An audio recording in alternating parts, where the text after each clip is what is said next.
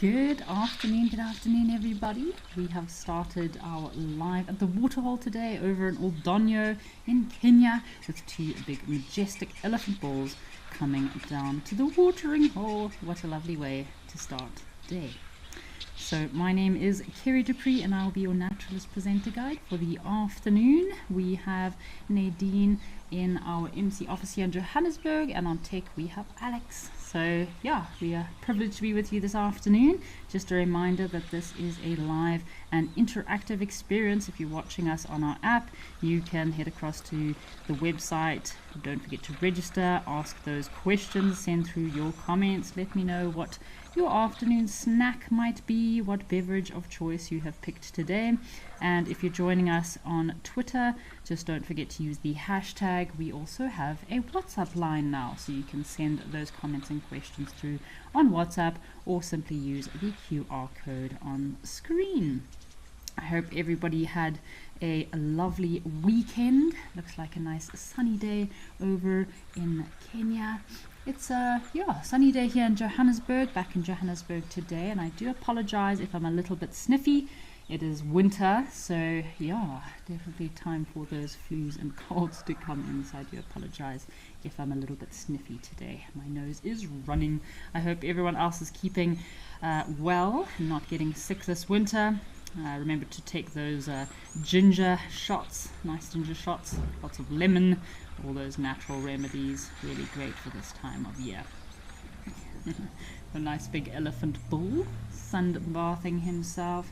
Talking about natural remedies, so I really much prefer to use natural remedies to cure any ailments if possible. Elephants are very good at seeking out natural remedies in trees, the bark of trees, roots of trees, so they have such an incredible memory and they can remember what trees helped to heal them previously. This elephant bull seems rather excited and itchy. What on earth is he up to? He's probably sunbathing himself. Maybe he's a bit irritated or itchy on his skin. So sunbathing is very important for lots of different animals and birds. He could be trying to cool himself down, rid himself from parasites, coat his skin in some dust to protect him from the sunshine. Oh, what a lovely way to start the show today with an elephant dust bathing.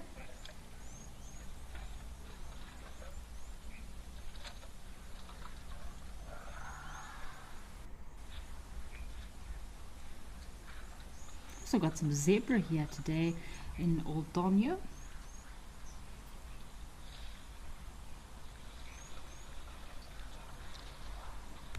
Got some comments coming through. Thank you for watching, Penelope Kenyon. So Penelope Kenyon is sending her greetings to everyone today and hopes that we all enjoy our wonderful sightings of the day.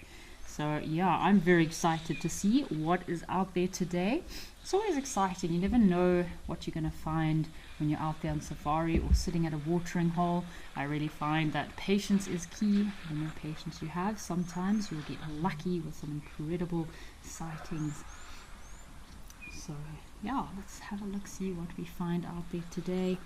And yeah, this elephant is having such a great time with this dust. I love watching hornbills in the afternoon. So you often get hornbills in the afternoon. They like to go on the roads and dust bath themselves. Red-billed hornbills, grey hornbills. It's always very good for birds to dust bath, as it helps to remove any excess oil that might be on their feathers, as well as parasites. It helps to keep those nasty little mites from damaging birds' feathers. Part of their little preening and grooming for the day, just like this big elephant bull is grooming and coating himself in some sand. Maybe there's not enough water or muddy areas around here, so you find in areas that are very dry, very arid areas where elephants are not able to mud bath as much as they would like, they will also resort to using a lot of sand. Jive Bunny, greetings Jive Bunny from the UK, thanks for watching today. I hope it's not too chilly in the UK. I think at the moment in Johannesburg we've got quite decent temperatures between 14 to about 21 degrees, so lows of 14 degrees, highs of 21. So yeah, we're not too cold at the moment. I've still got some nice warm winter clothes on, still a bit chilly in the early mornings, which this elephant doesn't have to worry about too much. We were talking about elephants and if they can feel the when it's cold, if their skin, because they've got such thick skin, elephants, and they have these tiny hairs on their skin, elephants, and that does help to retain a bit of warmth in their body, so when it's raining or very cold temperatures. But remember, elephants don't spend much of their time resting and sleeping, they're moving a lot, and as they move and feed, they keep themselves warm. Ooh! Have a look, we've got a herd of oryx coming down to the watering hole and some butterflies. I feel like there's also something behind the bushes here, but I'm not too sure. It could just be a fallen over log. Always have a scan on the trees around these watering holes for any interesting birds that might have come down. Looks like this big elephant ball is playing with the water here, trying to suck up that nice fresh water coming straight out of the pipe there.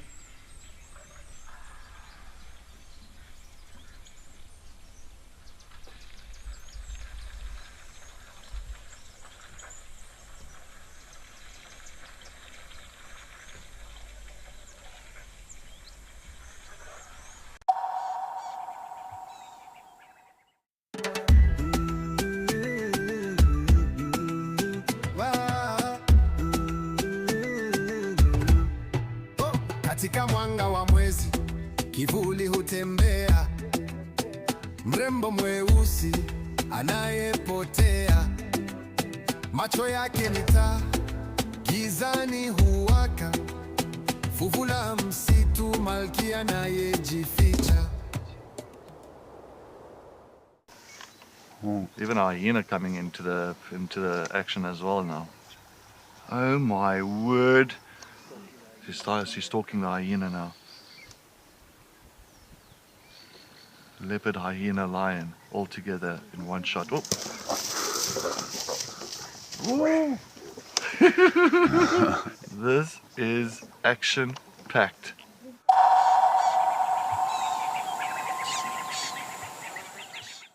My name is Takuzwa Panda Msesani. My scariest moment is when it happened twice. The other time I was with Cedric and the other time I was with Steve. And all those times it was a black mamba. My favorite meal in camp is gonna be burger and chips.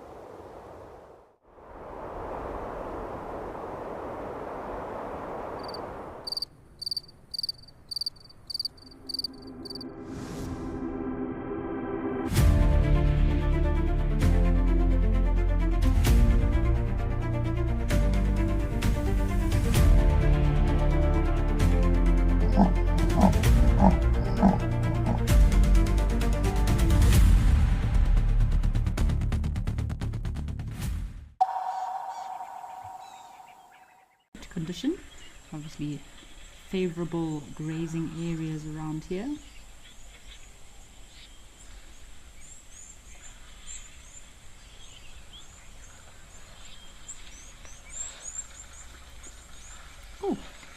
We might have a few pregnant females in this herd. A rather large female oryx.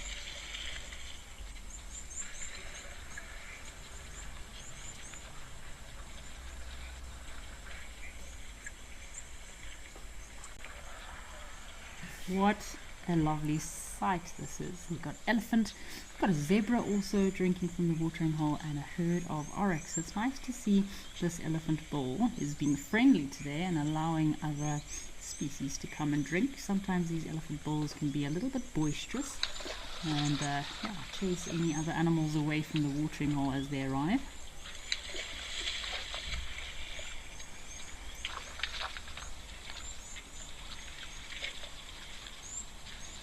Those long spear-like horns of these oryx are perfect weapons. I would not want to get stabbed by one of those horns. So any predators for these oryx, lions that might try and make an attempt at killing an oryx would have to be very wary of those nasty horns.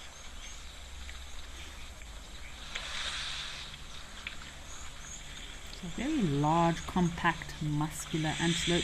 These oryx with quite a thick neck in order to hold those heavy horns on their head. Do love their brownish coat.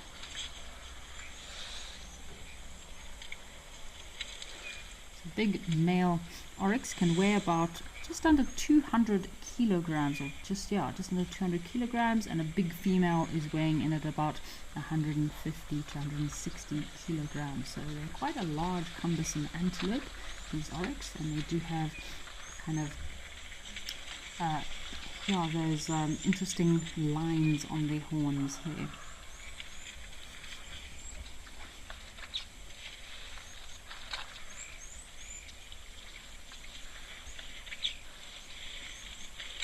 So we've got a comment from Martina Skumit. Thank you for your comment. She says oryx are very well painted with black and sandy colors. Yes, Martina, they are very well marked. I do love the colorations, their patterns. It's almost like an artist was just had a blank image of an antelope and trying to be a little bit creative and artistic, and painted these black and white stripes down their faces. So oryx do inhabit, as we mentioned, very arid grassland areas, and they generally avoid tall grass in the rains. They're both grazers, and they are conditioned to actually digging up roots and tubers. So in soft soiled areas, they will dig up roots and tubers during the dry season, and even feed on melons, and that's how they substitute their diet and can go such long periods without drinking water.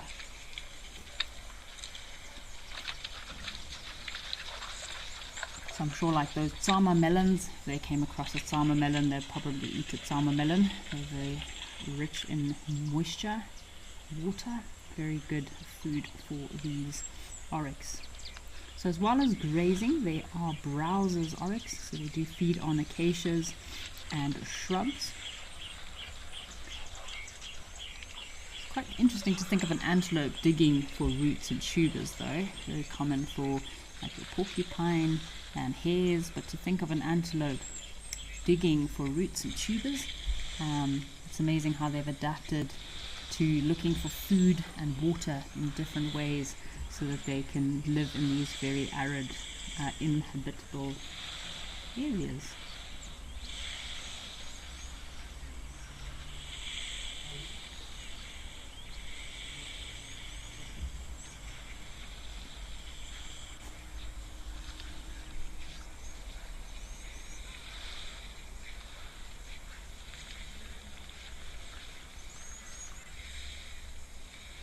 Alrighty folks, why don't we go have a look at one of our other locations. Looks like we've got some bird life over in Victoria Falls at Safari Lodge. So why don't we see what birds we've got at Safari Lodge, Victoria Falls.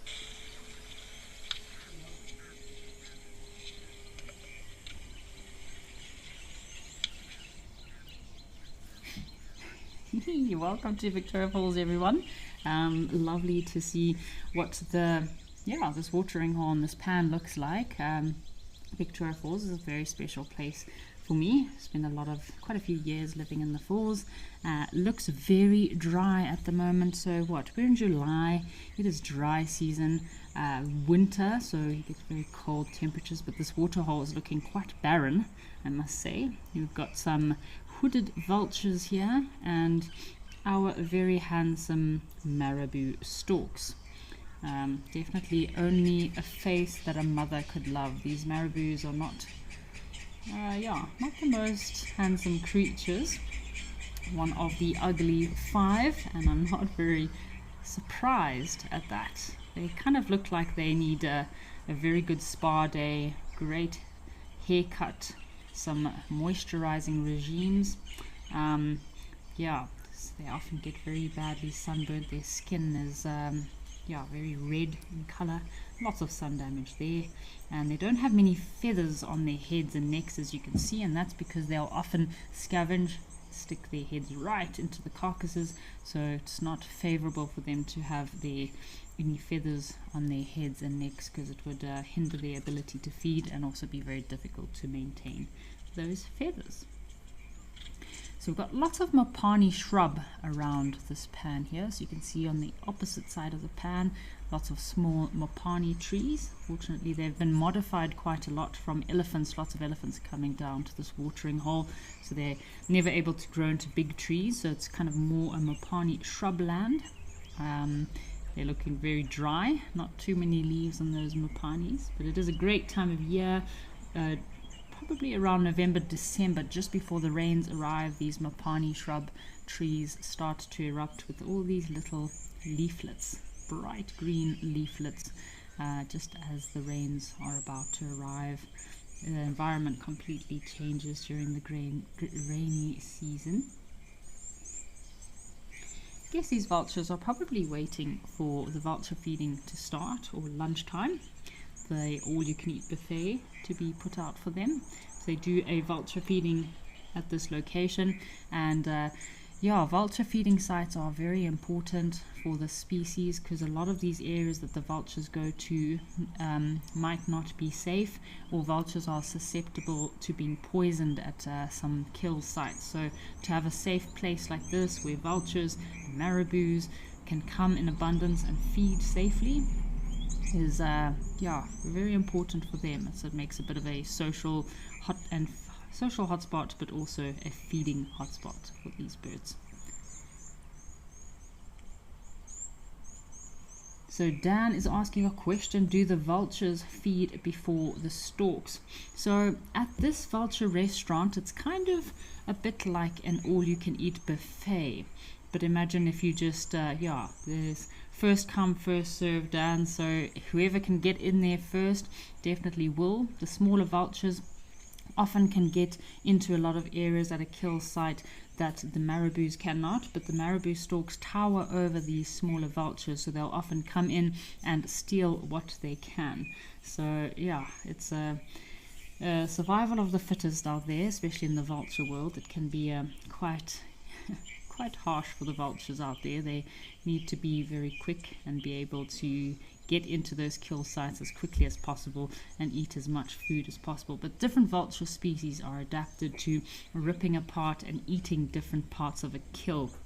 So for example, these small hooded vulture, they've got very thin, narrow little beaks, so they use those beaks of theirs to pull and rip at smaller pieces of tissue and tendons, so they're not able to rip apart a carcass or open up a carcass like your white-backed vultures or your cape vultures, for example. So all the different vulture family groups or different vulture species have kind of evolved to feeding on different parts of a carcass, otherwise there'd be way too much competition. And what this vulture is doing, looks like he's forgotten how to fly, and he's trying to give himself some flying lessons.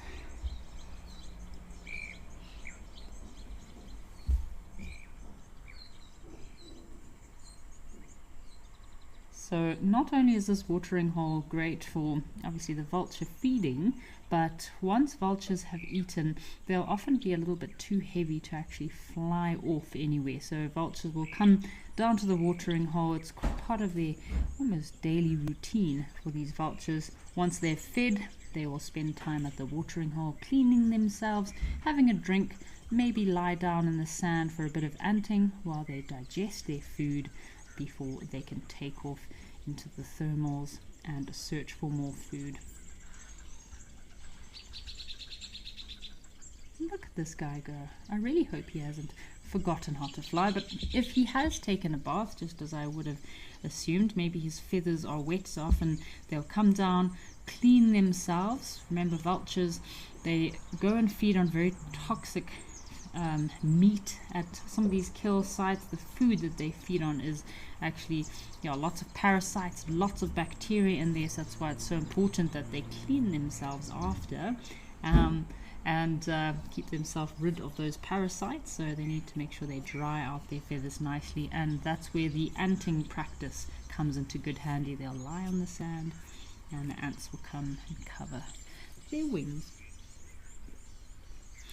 Alright folks, well, we're going to leave our little vulture friend.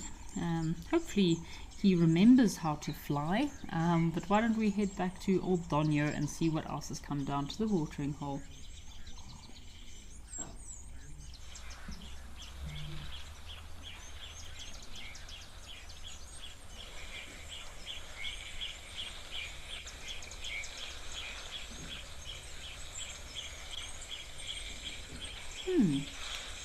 Just seeing what's happening here. We've got some warthogs that have joined.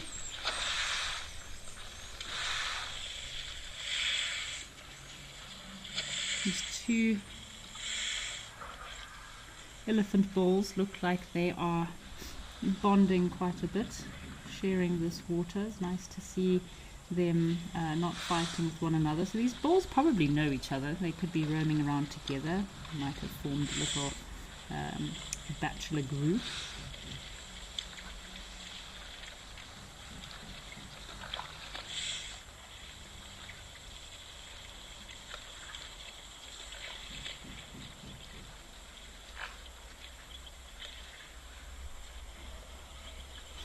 Oh, nice to see some warthogs have also joined us today. Lots of sniffing and smelling going on between these elephant bulls. Thank goodness they're not in musk. When the elephant bulls are in musk, they can be a little bit more feisty than this.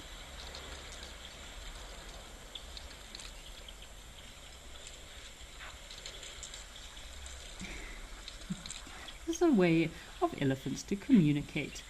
I wonder if humans communicated in the same way. I don't think it would be very much acceptable to just start putting your trunk onto someone else's head. They might not appreciate that too much. We have a question from Duncan. So Duncan is asking, do marabou storks build nests? So yes, Duncan, marabou storks do build quite large nests, quite high up in trees or on cliffs. They'll sometimes even build their nests in man-made structures. I've seen marabou storks in telephone lines before. So both male and female marabou storks do participate in nest building. They don't have very pretty nests, I must say. They're just sticks that have all been bunched together, some soft material in the middle. So it's almost like a platform nest, or it's quite similar, more similar to a hammerkop's nest, I would say. So marabou will often nest in colonies alongside other large water birds like herons and cormorants. So the more birds nest together in these huge colonies, the more protection they have. And a marabou nest can measure up to about 1 to 1.5 meters wide. So it's quite a wide nest of just very scruffy and untidy sticks. You have to make sure that it's safe enough that the nest does not fall as well. And generally marabou will lay between 2 to 3 eggs, whereby both parents do incubate the eggs, and do also take care of the chicks. Oh, have a look, we've got some giraffe that have joined us.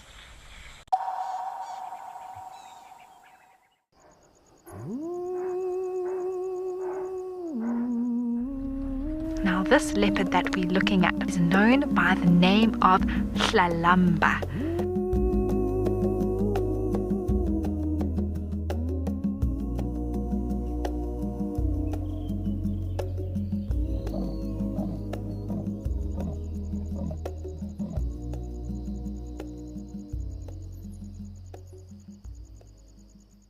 At Wild Earth, we believe every story has the power to create change. That's why we've launched the Wild Earth Impact Foundation, a non-profit dedicated to conservation and social impact. By showcasing conservation stories, we can change lives, protect nature, and empower communities. We have partnered with Empowers Africa to accept tax-deductible donations from US donors. Your donation will help fund critical programs that support our mission. Join us and be part of the change. My name is Takuzwa Panda Nsesani. I really want to film an art fork, and it has been my goal. I'll be just keeping my eyes open. The worst driver is James. He's driving, yeah. You gotta be holding on back in there, yeah? Like in bumps, and I mean, it happens when, these things happens when you're actually going for animals usually. But then, yeah, he's driving, yeah, you gotta put your seatbelt. Welcome to Safari Spotlight. We'll be And you pretend like you're a citizen, eh? Got no idea what's going on in this reserve. Expecting the unexpected. Are we stuck down there? What am I trying to do? So we have another giant of Mabula. That was incredible. This is unbelievable. It's going to be a spectacular afternoon.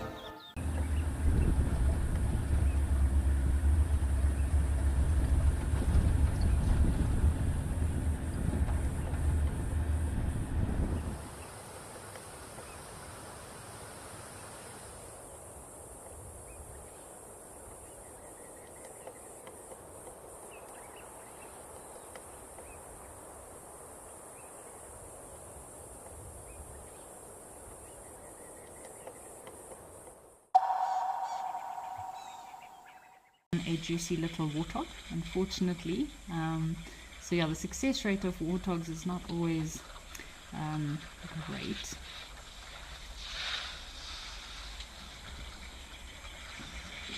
Alright folks, let's head across to Shalati Sunrise and see what is waiting for us.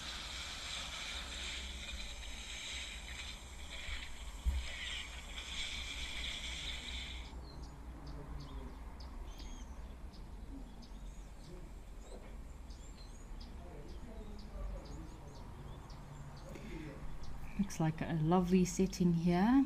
This riverbed with all these elephants feeding on this nice thick vegetation. So lots of reeds and bulrushes that you get down at these watering holes. That is lovely for elephants to feed on. It's quite a coarse vegetation to feed on. So besides maybe elephant and buffalo, you won't have too much wildlife coming to feed on this kind of riverine vegetation, but yeah, nice breeding herd. Look how many elephants there are.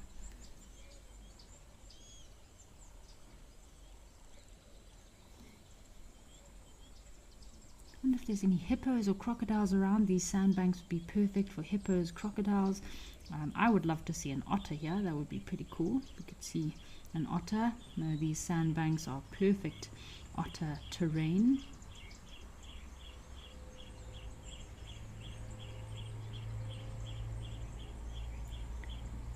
Lovely substrate for tracking as well.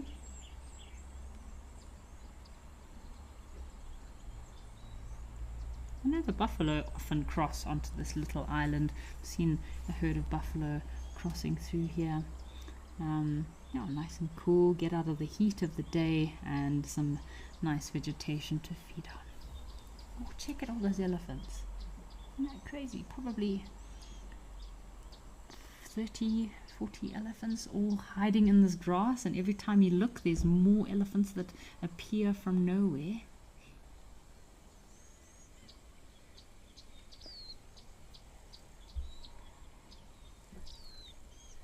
And elephants are very relaxed near the water. You know, the sounds of water is really relaxing to humans as well, elephants, but I find they're very relaxed when they're near a water source. Elephants, they seem to be very calm, nice calming effect that they have. It's probably the cool environment as well. It prevents them from getting too stressed, and lots of food, so they're very calm and relaxed when they're near the water. So Jive Bunny apparently stayed at Skukuza when you were on safari. I don't blame you for wanting to return. Skukuza is a lovely area, incredible wildlife sightings, and it seems to be very nice because it's central to where everything is happening. So as you are doing your self-drives through Kruger National Park, you can check at all the lodges. They have the sightings boards. I love checking the sightings boards to see what's happening. But if you are staying at Skukuza, it's quite a nice central place in the park where there's lots of wildlife activity. Alrighty folks, let's go have a look to see what's happening at Mawela in Botswana.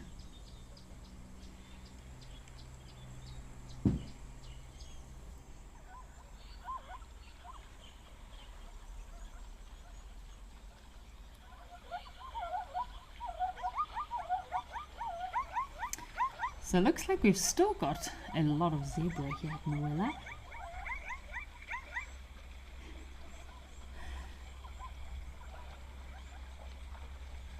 So these zebra are all forming part of a huge migratory herd that is moving through Botswana at the moment. They're moving to try to find areas with more grass and water. Unfortunately, we did have quite a sad sighting here the other day. There was a female wildebeest that died here the other day.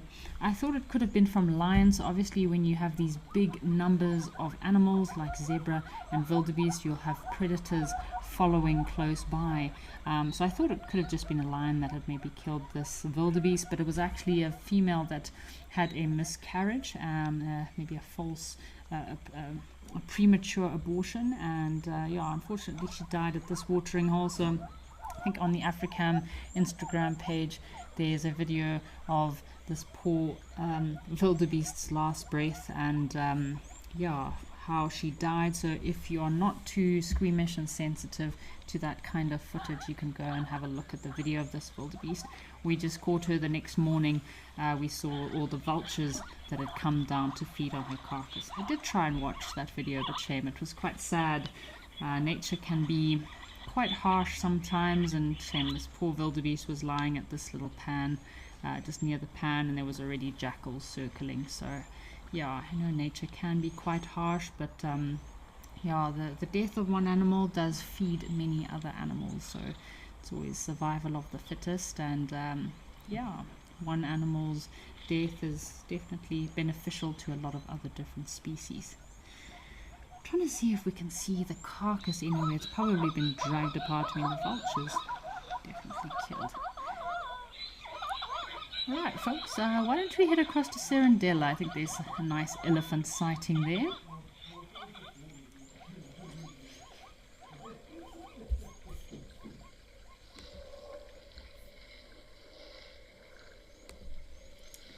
Wow, check at this. A herd of elephants have come down for a drink here in Serendella in Thorny Bush.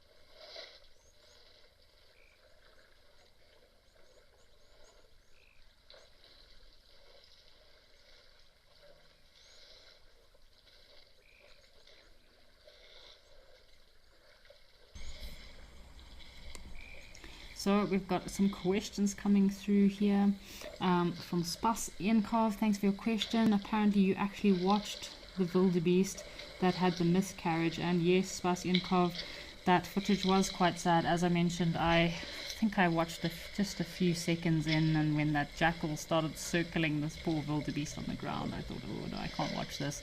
Again, it is harsh reality of wildlife, and it does happen during the dry season in Wangi National Park, Zimbabwe, Botswana, and many other different of our locations across Africa.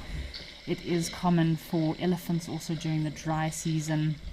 You do have lots of elephants being separated from their babies, old female elephants dying, little baby elephants dying. So yeah, my last safari last year in December, we did have a few elephants, very sad elephant deaths that we witnessed while on a game drive. So yeah, it does happen, but again, if all the animals survive, there'd probably be way too many animals out there, and all the vultures, all those scavengers out there, they do need food as well. Helga, thank you for your comment, Helga. And yes, this setting here is absolutely stunning. Awesome to see so much wildlife coming down. You can see this is a very busy watering hole, lots of little animal paths in and out, lots of activity. We've been watching this camera quite a lot over the last couple of weeks, and it's amazing to see all the wildlife coming through here. For me, it would be perfect for lions as well. Lions would come through, nice shady trees, lots of water.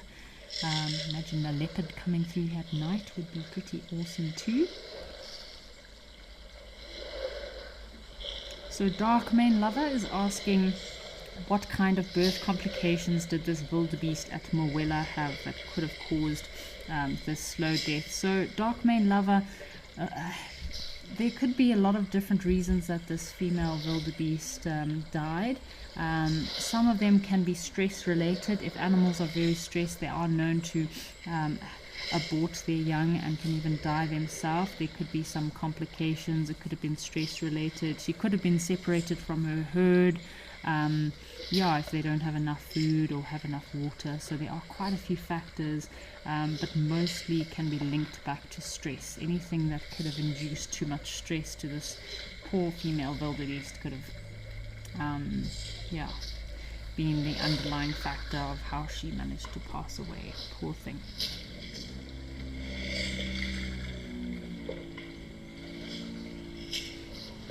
These, hopefully we'll have a pool party if we are lucky. I'm dying for these elephants to come down and have a nice little pool party.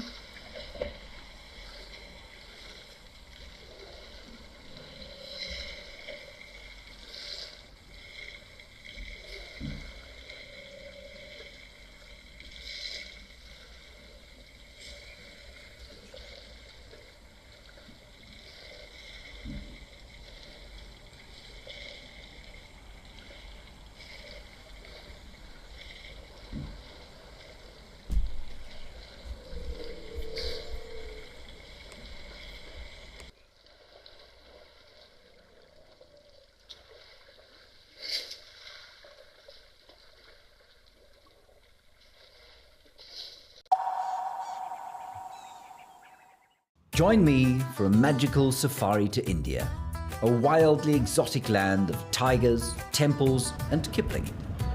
To start, we'll head to Pench and then to Doba to look for the famed Bengal tiger, as well as deer in the dappled forests, sloth bears and countless birds. We'll stay in stunning eco-lodges that blend luxury with a light footprint. Our Indian adventure culminates in Agra with a sunrise visit to the Taj Mahal.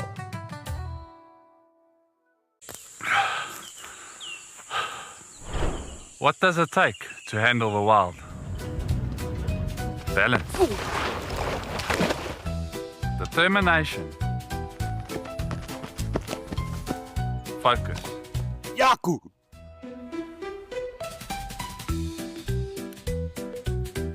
And gear that can take a beating so you don't have to.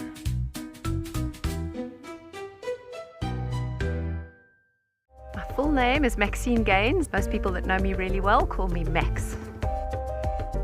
I'm a mum. I have two boys. One is 16 years old and one is 14 years old. I'm a very, very proud mama of my two boys. I've just always been passionate about leopards. I'm passionate about their conservation. I'm just passionate about everything to do with leopards. I love them.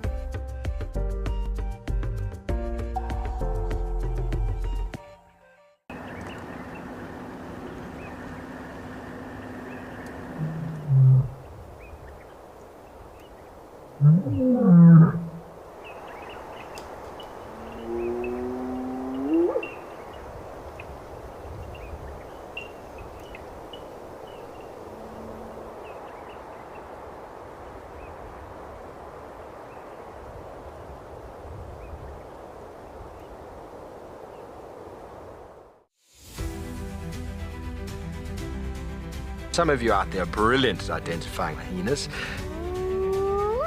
Now, why do you think people have got this huge misunderstanding about reptiles?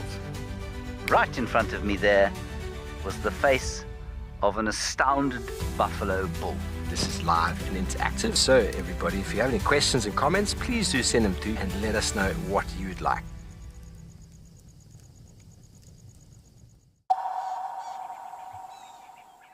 Animals drink from the same watering hole and not get sick. So as I mentioned, lots of these wild animals do have very strong immune systems. So wild animals are constantly exposed to lots of microbes, so they do develop a very robust immune system from a young age. Unlike us humans, our bodies are not very well adapted and we cannot tolerate dirty bacteria-filled water. So flowing or large water bodies does help to dilute contaminated water as well, but in some cases where animals die in a river or a water source, that can still cause quite a few wildlife deaths if that water is too contaminated. So lots of different species might come down to drink from this watering hole, but they might drink from different spots, which helps to also reduce, 1, overcrowding, and 2, contamination. But during the dry season, this is a time where, especially small private game reserves, or during the drought, this is a time where diseases can rise. Diseases like anthrax, botulism, or bacterial infections can spread through watering holes. So animals are more prone to dying during the dry seasons. Their bodies are under stress, they don't have enough food, the water might be contaminated. So that's why it's so important to make sure you have a healthy environment and healthy water. Oh, check out this little elephant having a bath.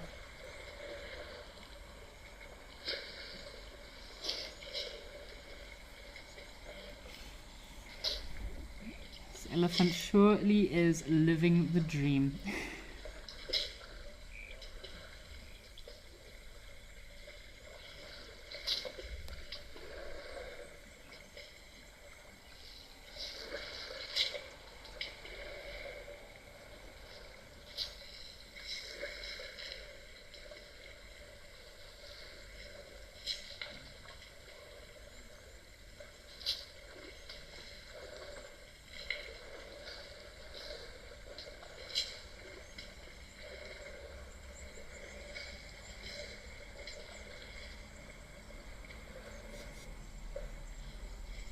It's so awesome watching these elephants. They look like they're having the best time. I've got a few comments from Maisha from SA. Yes, Maisha, this is a marvelous sighting. So lovely to watch these elephants. Apparently elephants are your favorite. Got a comment from question from Mr. Wright is asking, what's the average lifespan of an elephant in the wild versus an elephant in captivity? So, Mr. Wright, it can vary from species to species, and obviously elephants, unlike a lot of species that can survive longer in captivity, elephants are not prone to surviving longer in captivity. They survive much longer in the wild. So in the wild, the average African elephant can live between 50 to 70 years. Sometimes they can reach 50 to 60 years is on average, and in some rare cases they might be able to reach 70 years of age. It all depends on their teeth.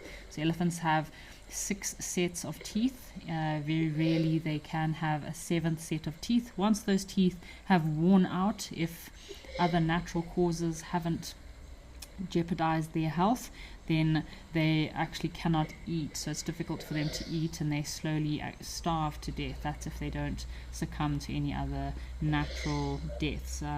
So Asian elephants can live about 48, also to about 48, 60 years as well in the wild.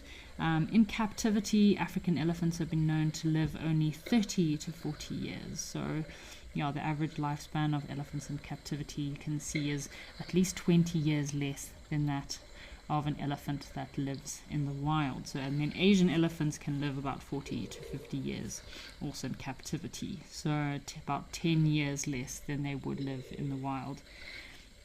So some of the reasons why elephants don't do so well in captivity and why their lifespan can be shortened is because of limited space and exercise.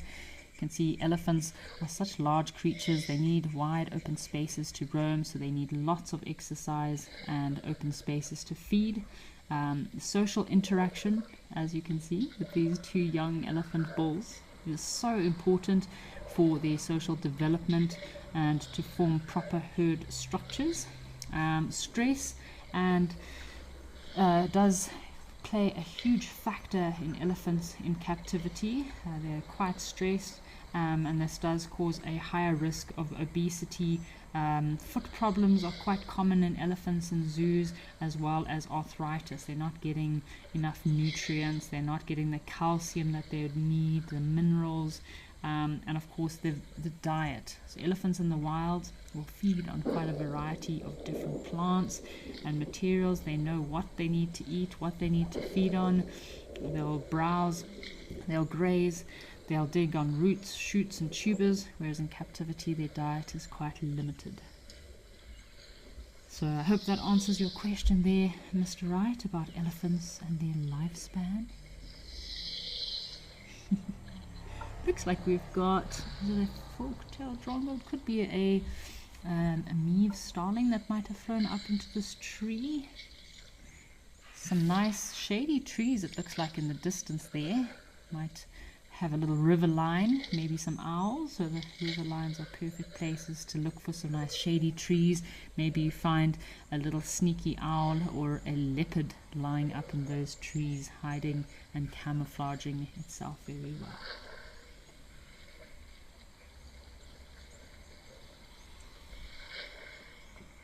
So the cat father is asking a question: why do elephants keep moving to drink from one corner of the watering hole and not just from one spot? So the cat father, as you saw just now, there was a very young, playful elephant that had submerged itself into the water. So when elephants come down to a watering hole, they can muddy the water quite a lot, especially if the youngsters are having a little bit of a splish and a splash, playing around in the mud. So that's why it's crucial that they do often move around the watering hole to find clean drinking water that has not yet been disturbed.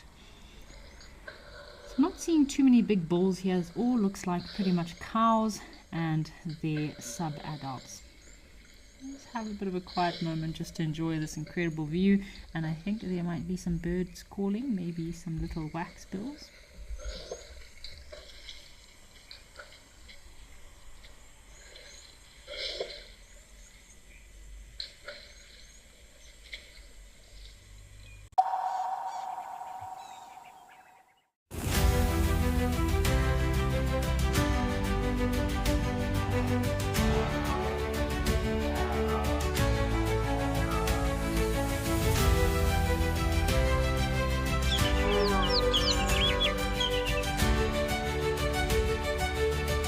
This is an unbelievable afternoon.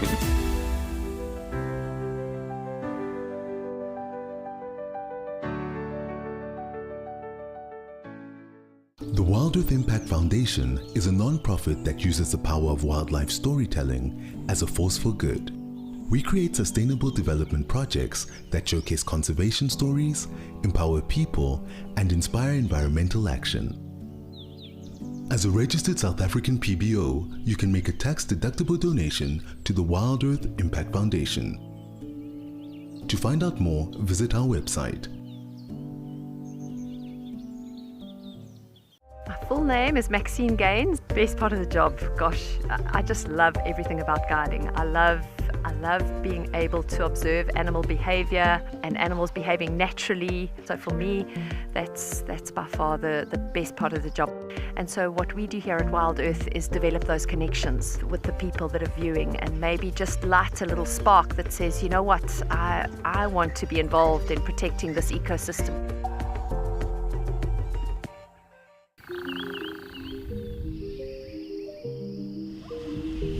This is what they call a shambi, a family, a whole herd of elephants. But nature is beyond amazing. Nature is just everything. We'd love to hear from you. Questions, comments about biology, Africa, safari. She's using her tail like a monkey.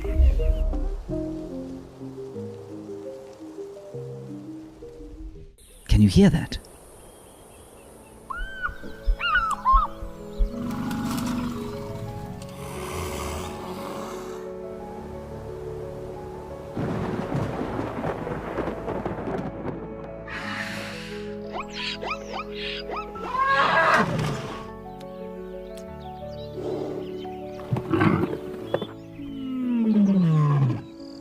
The wild is calling.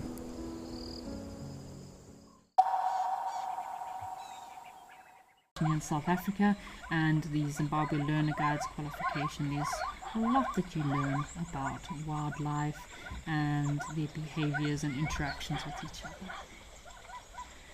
But it's interesting how you can learn so much, but sometimes personal experience, I find personal experience can also help quite a bit. These zebra are going mad. So I think, with so many zebra in such a large area, they don't always stay together. They can very easily lose a few members of their family, or stallions become a bit boisterous and fight with one another. So that's the vocalizations you're hearing is probably stallions asserting their dominance. Maybe some youngsters that have been lost from their family herd. Ooh, what's happening with this elephant?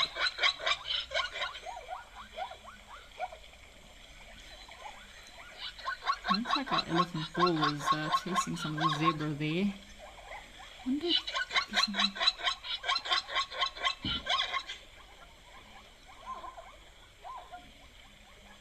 got a zebra very close to the camera. Yeah, he is super loud.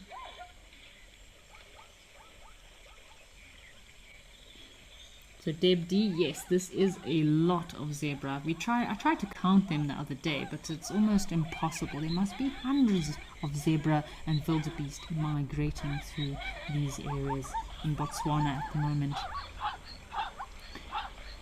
I was fortunate enough to be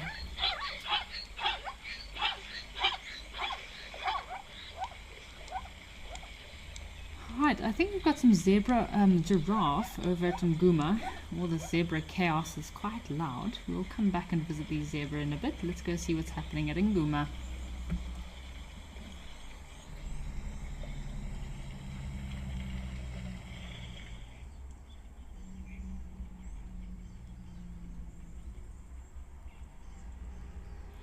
Looks pretty dry and pretty barren here at Nguma over near Tosha National Park. So I was lucky enough to be on a trip last year through Botswana and Namibia, yeah, moving through some of these areas, especially in the winter. It's quite cold, but lovely to see different areas. Saw part of that migration, which was pretty cool to see the zebra all migrating through. Fighting for water at these very small dwindling watering holes. And Namibia last year, this time pretty much looked exactly the same, very dry. Nice to see some giraffe though. It looks like we had 2 males and 1 female, hopefully coming down to the watering hole for a drink, although she looks very skeptical about, she's quite cautious, this female. Often giraffe are a little bit more cautious when coming down to the watering hole. When they're drinking, it does make them quite vulnerable to predators. They'll often take a bit more time to come down to the water, be a little bit more cautious when they go down to drink. Another young male giraffe coming to join us.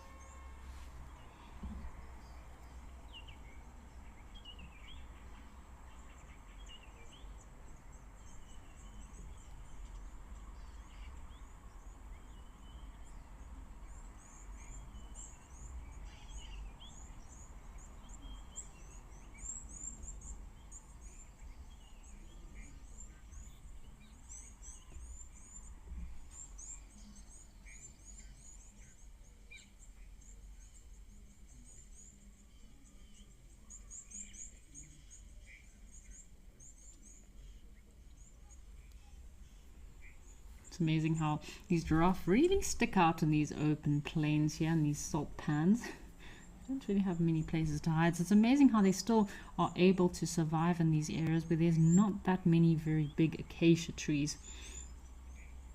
So this national park, Nguma National Park, is located on the eastern border of Etosha National Park, and it does span about 34,000 hectares, and this is of very wild acacia and mopani shrubland. So it's renowned for years for their wildlife viewing, especially at this watering hole. I've had some great sightings here. I think I've seen cheetah here before, and lions, some lionesses, and I actually think I've had 2 or 3 different lion sightings at this watering hole, so it is a very renowned watering hole for great wildlife viewing.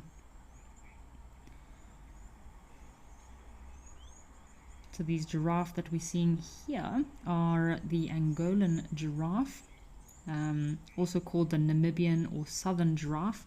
They are native to Namibia and Etosha. And apparently this species does thrive in this region and is considered as least concern. So they are not endangered in this area. It seems like they must have enough food. I'm sure they've adapted to feeding on taller acacia trees and feeding on these smaller, more shrubby acacia trees.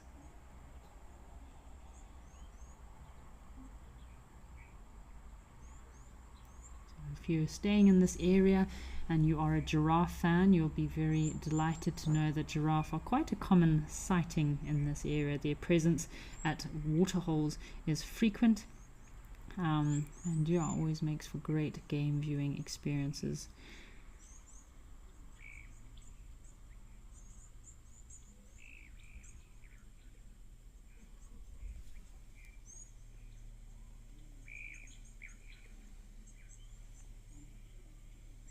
Hello, big boy.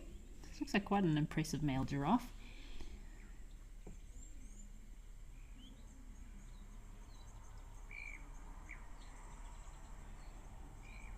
I think he knows that we're watching him.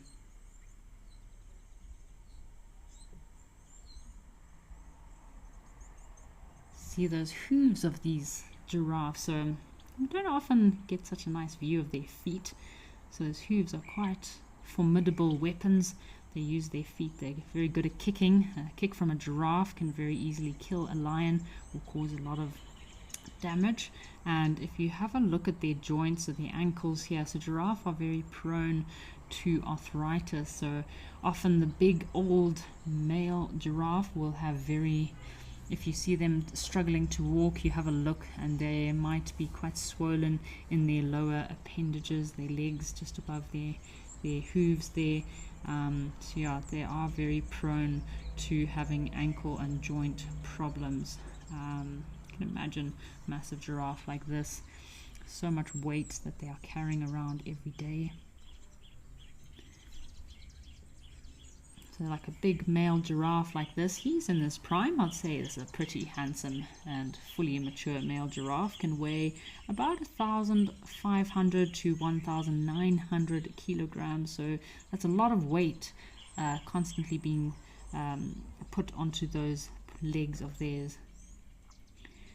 So it's not surprising. I think at Mabula, BK and I did see a giraffe there that wasn't looking so well. Shame its hooves were not in a very good way, and its ankles were quite swollen. So yeah, that's often can be the cause of the death of the giraffe, is their legs giving out. Penelope Kenyon apparently has Etosha on her bucket list. So Penelope Kenyon, yes, if you haven't been to Etosha, definitely a place I would recommend going to. I know they have a lot of very similar species that you'd see in South Africa, but their elephants are very strange there over in Etosha. Quite short, stumpy elephants. They don't have very long tusks, but very big-bodied individuals. It's always really cool to see all the oryx in these open plains. I remember the first time I saw an oryx, I was very excited. I've had lots of cheetah sightings in Etosha too, so lovely to see those cheetah hunting in those open plains, maybe trying to hunt a blesbok. And under this tree here is actually where I saw a small pride of lionesses lying under the tree one day, live at the waterhole last year sometime.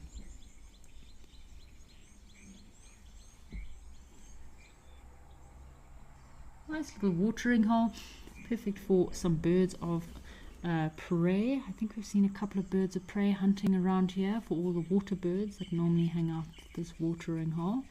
But as the water dries up, find a lot of these water birds start to have quite large local movements, trying to find large enough water sources.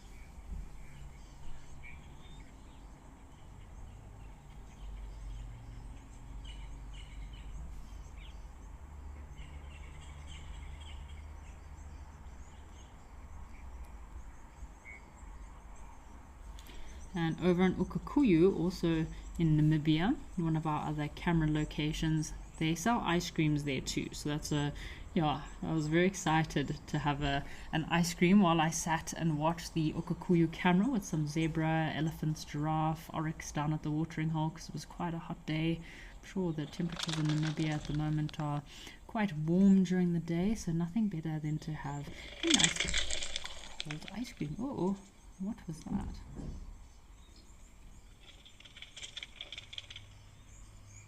Female giraffe are checking something out. What is happening there?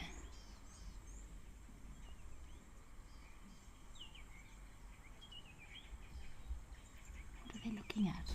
What's happening there, ladies? We were just talking about lions. Maybe the lions have come out from somewhere.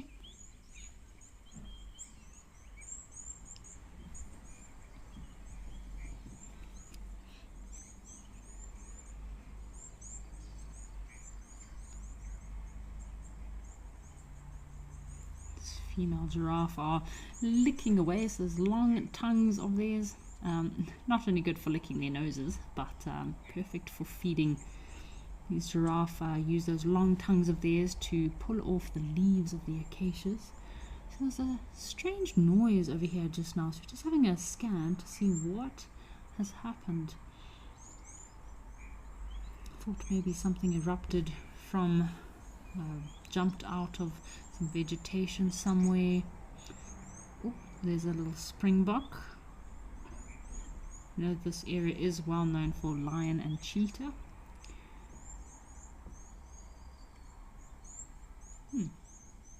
Maybe the springbok was getting up to some nonsense.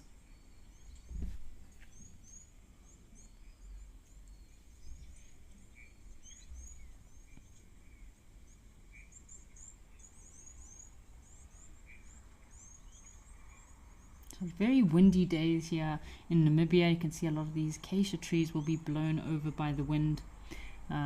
Yeah, there's that dust. They've got this dust in Namibia that's almost like talcum powder or flour. It's just this white dust that just covers everything. So a lot of these trees might also be blown over by the wind, which can be an advantage to these giraffes. They have more food to feed on.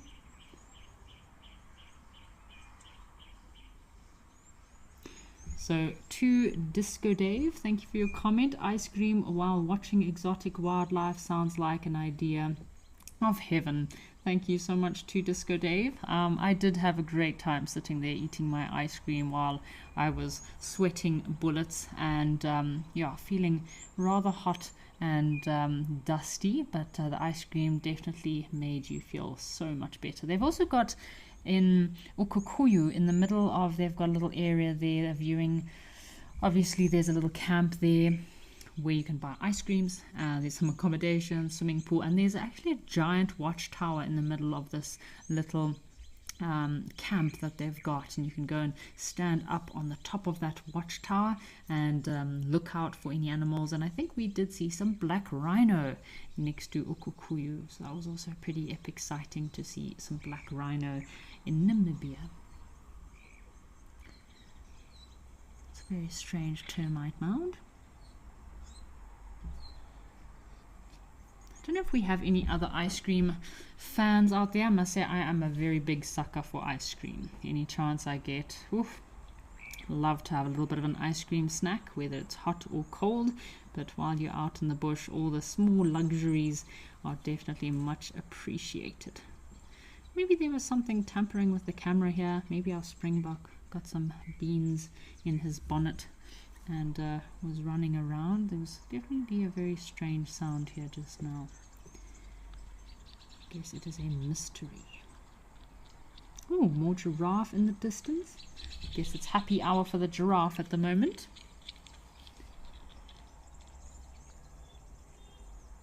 Seems like there's a few little rubbing posts close to this camera here, so there might have been a warthog also walking by.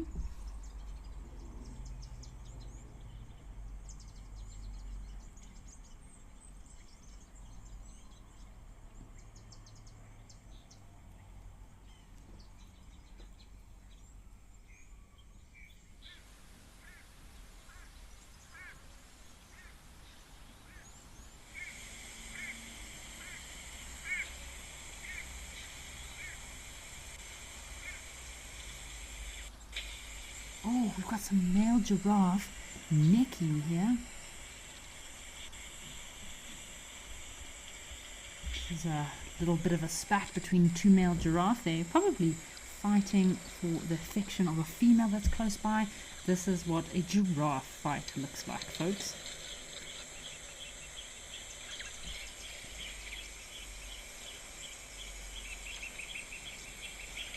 So it can get quite violent, quite aggressive from time to time, when these male giraffe fight with one another. Sometimes they can even fight to the dead. Once you manage to get your opponent onto the ground, for a giraffe to get up off the ground can be quite difficult. So yeah, they definitely have to be very careful. Can cause quite nasty injuries to each other. It looks like 3 male giraffes, so maybe the female in question is somewhere close by, but these 2 male giraffes look like they're about to have it out. So we've got some ice cream comments coming through here. So Fuzzy Dunlop loves a raspberry ripple. Thank you for your comment, Fuzzy Dunlop. Celeste says anytime, anywhere, even heart of winter. Apparently she loves to have some ice cream, always an option, and this sounds like my kind of friend. I think it would be a very good friend, Celeste. I also love ice creams anytime, anywhere. Lady Macbeth says she'd encourage anyone to visit Namibia. It is extraordinary country and almost empty of people. So yes, Lady Macbeth, Namibia is a lovely country to go on safari. Definitely need to plan on, I would recommend renting a 4x4 and spending at least a week to 2 weeks. So much to see in that incredible country of Namibia.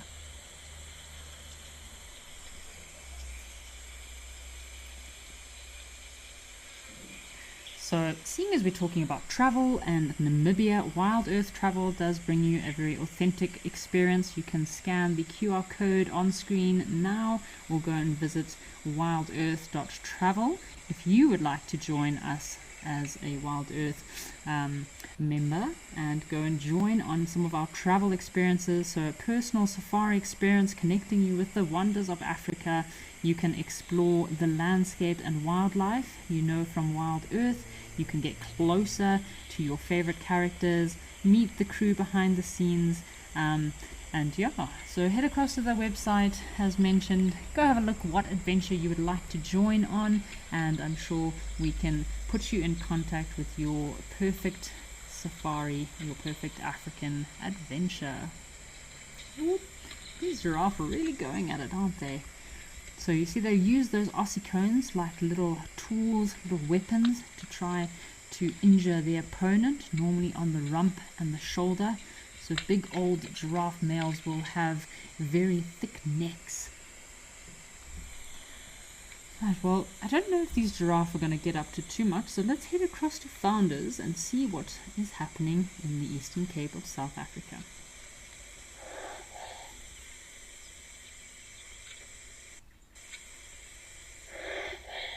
Ooh.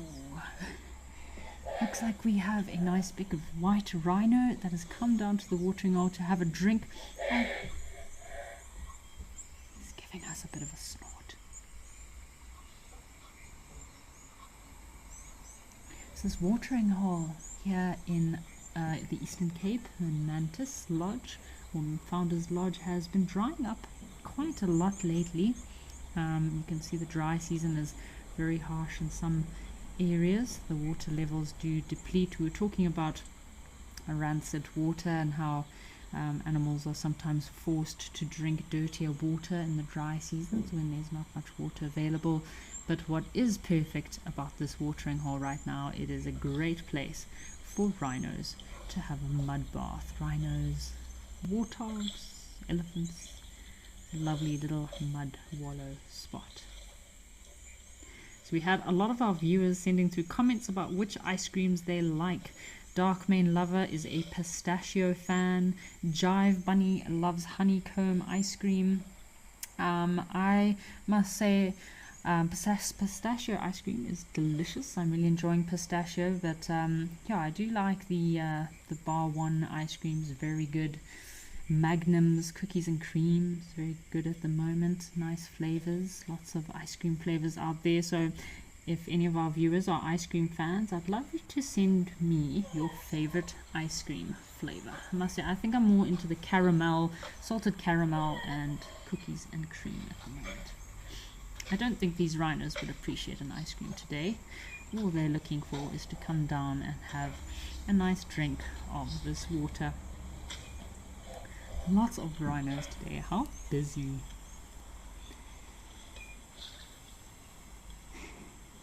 So Deb D sent her favorite ice cream flavor is coconut and salted caramel, and Nadine is asking me which animal would probably like to eat ice cream. I generally don't feed animals, so I'm not too sure, but I think a baboon would definitely eat an ice cream. I know ants like to eat ice creams and because of all that salt and sugar.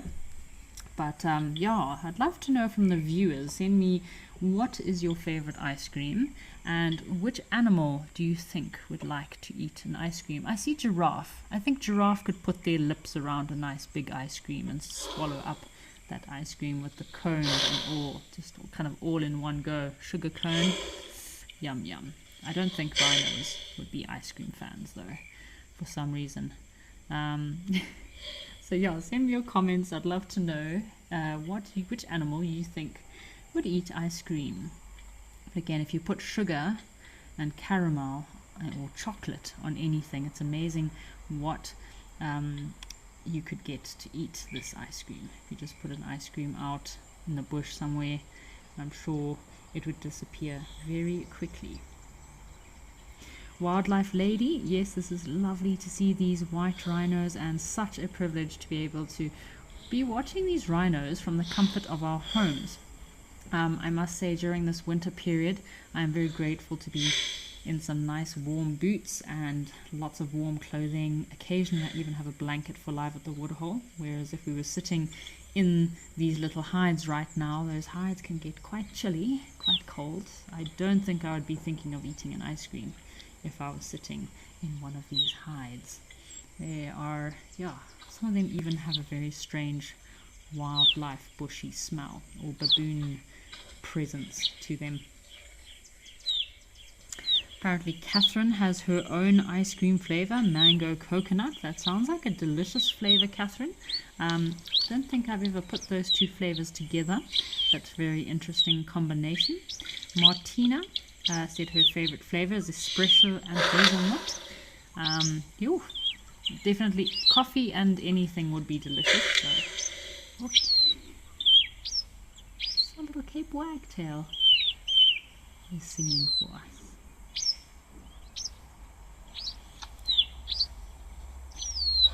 Darkmane Lover is saying that baboons would probably also really like ice cream. Jive Bunny says they have to go to the freezer for ice cream at the supermarket after the show. I think I'm also going to go and grab an ice cream after the show as well. I now have ice cream on my brain. Yeah, that would be delicious. Ooh, so in Zimbabwe we have a special ice cream called the Wimbledon Wonder. It is frozen white ice cream with digestive biscuits on the top and the bottom, and then it's on a stick soaked into chocolate. So it's kind of like how you have that Oreo biscuit thing, but soaked in chocolate. That's one of my favorite ice creams from Zimbabwe. So yeah, I hope everyone's lips are watering and dying for some ice cream.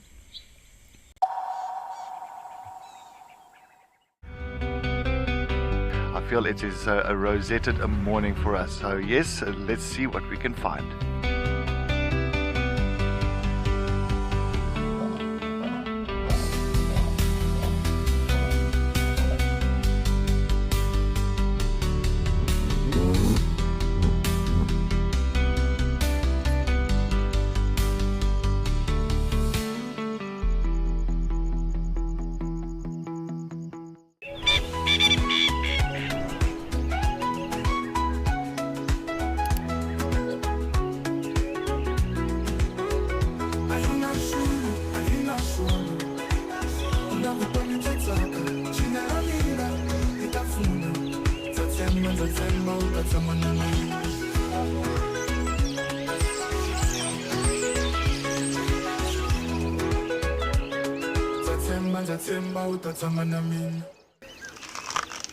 Would you like to know what an elephant's favorite food is? You could ask me questions like that in real time.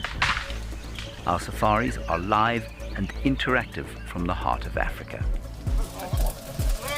The Fortunas over here. Watch Safari Live and connect with nature.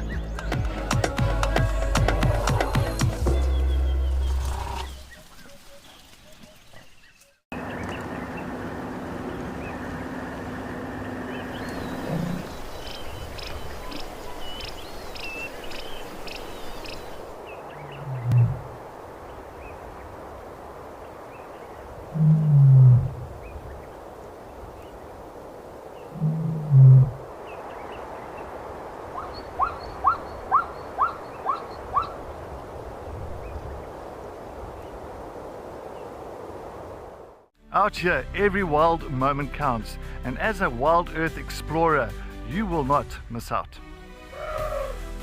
Watch the Wild Earth channel ad-free 24/7, and you can even rewind if you have missed out on something. Enjoy the behind-the-scenes video clips as well as fireside chat, or get the early offers on our travel experiences. It's the best way to stay connected and be part of the Wild Earth family.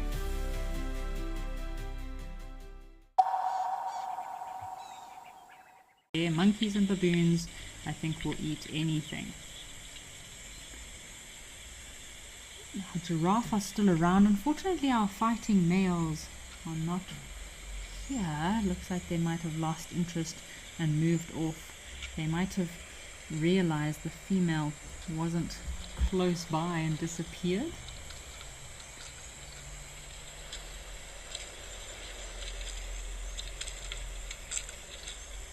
I think a honey badger would also really enjoy a ice cream. I think I could see a honey badger. They can be little terrorists, those honey badgers, and if they found an ice cream at a campsite, I think they would definitely take advantage of that. My father was on safari last year in Namibia, and they had a honey badger trying to steal their camping chair.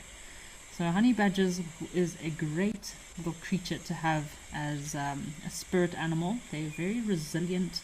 They've got that floppy, thick, long, loose skin of theirs, which helps them get away from predators. It's quite difficult to get a grip on them.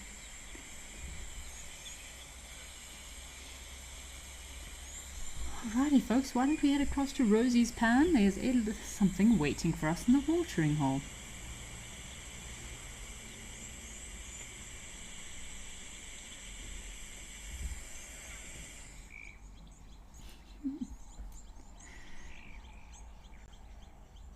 I wonder if this hippo knows that we are watching him. So there's a hippo, big male hippo, that does live at this watering hole. It comes through from time to time.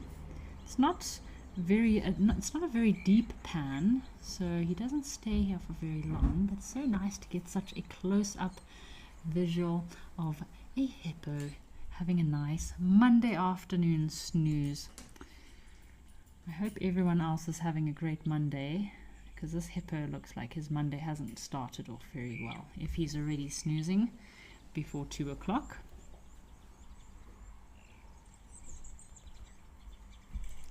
As you can tell, it's probably a big bull, so the male hippos have much bigger, robust heads than the females, and generally the males can be solitary. So female hippos, unless it's a female with a small calf, a brand new calf, she will generally always be in a little breeding herd. Let's have a look at his whiskers. It's a nice close-up view to see these whiskers of these hippo. So they're obviously like river horses or underwater horses. They spend a lot of time moving in the water, and those whiskers can help them to sense and feel what is around them, because they have a very poor sense of eyesight.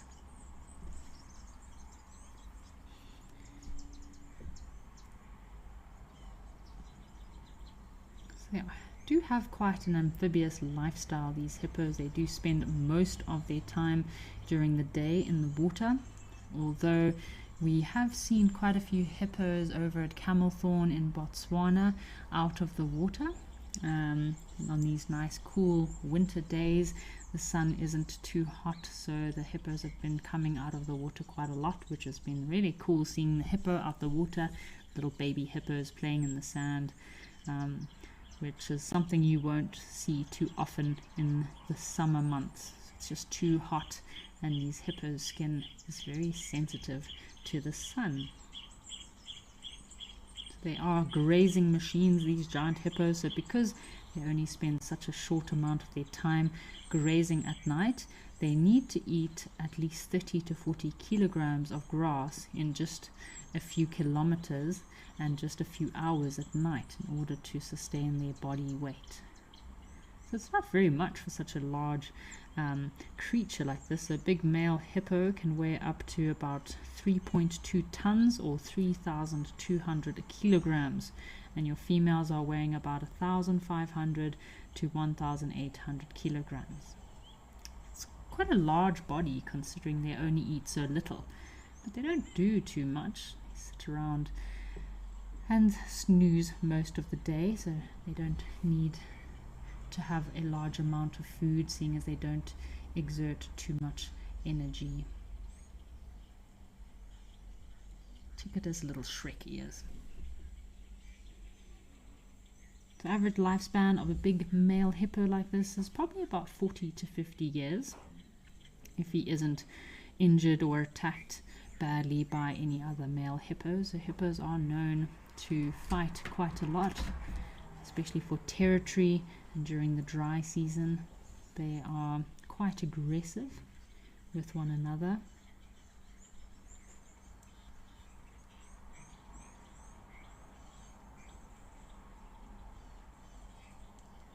So we have some more last minute ice cream questions. So Catherine says her horse would kill for frozen watermelon, the best healthy treat for a hot summer day. So yes, Catherine, I know we're joking about ice creams, but generally feeding any human food that is not natural to animals is not the best thing. So I know even for domestic pets, you can make some very nice healthy crunchies, or I think a healthy sorbet would be good if you do want to feed your horse or domestic animal something. It's always better to avoid the sugar, but yeah, sorbets are normally quite delicious on a hot day, or a healthy horse crunchy. Whereas these hippos are herbivores, so generally they stick to grass.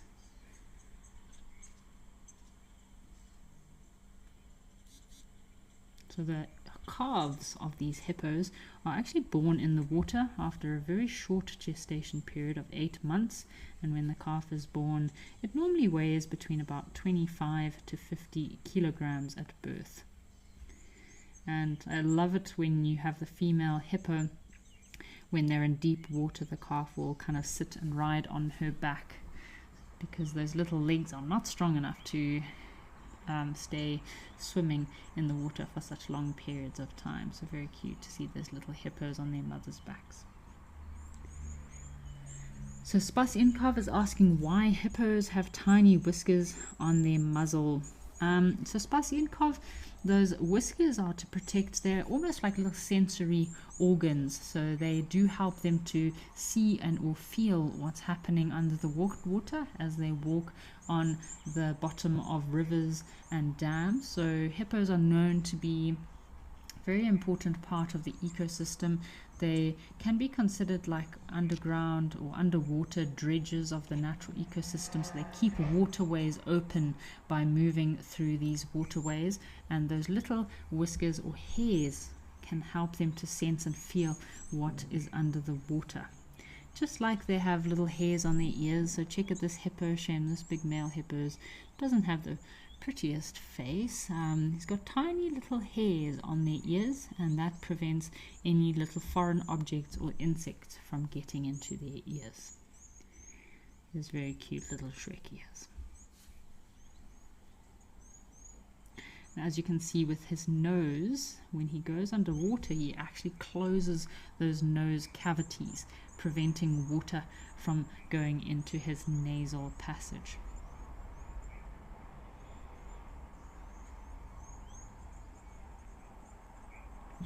So Spas Inkov is talking about watermelon and asking if I've ever seen the Tsama melons after mentioning Etosha. So yes, Spas Inkov, there are many different species of Tsama melons. I've seen Tsama melons in South Africa, Zimbabwe, Botswana, Namibia. Obviously they're very much used in the desert in Botswana by the San people, the Bushmen.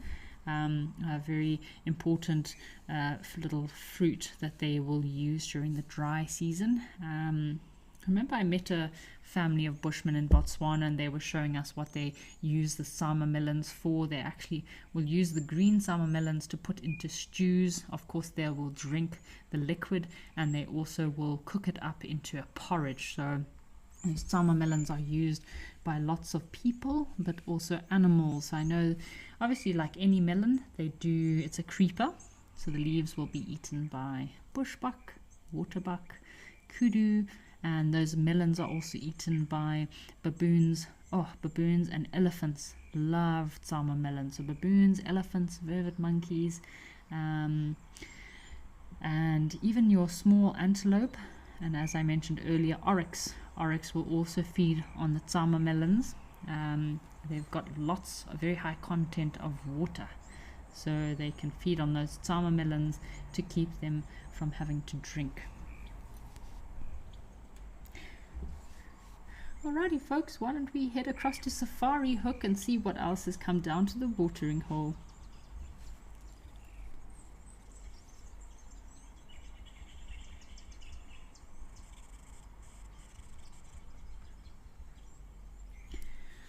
So we are back in Namibia at Safari Hook with a big male elephant.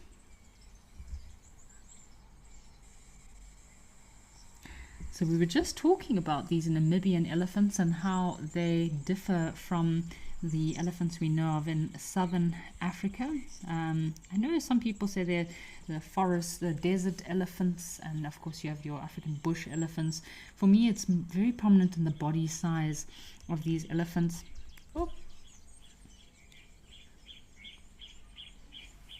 Sorry, our feed with our elephant there froze, so we're back to watching our schnoozing hippo. I don't know about you, but he's kind of making me a little bit sleepy. He's having a great afternoon nap. The life of a hippo is kind of like the life of a rock dussie. They just sit around in the sun and don't do too much during the day. Getting a real nice close up here.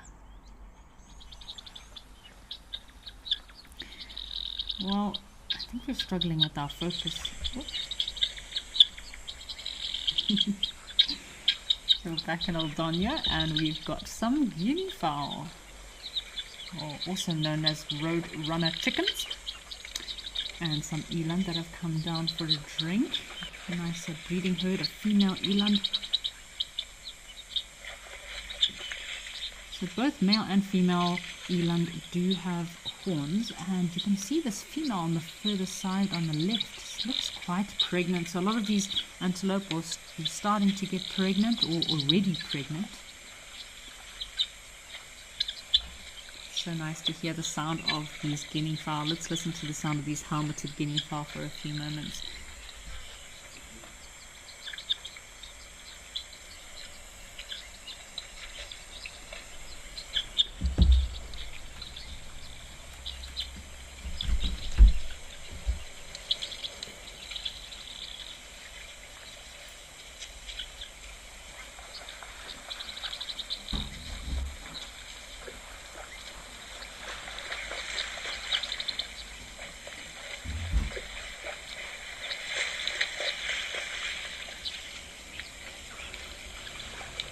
what a lovely scene this is. We've got giraffe, we've got zebra, we have eland, we have guinea fowl. We're just missing some elephant and our warthogs.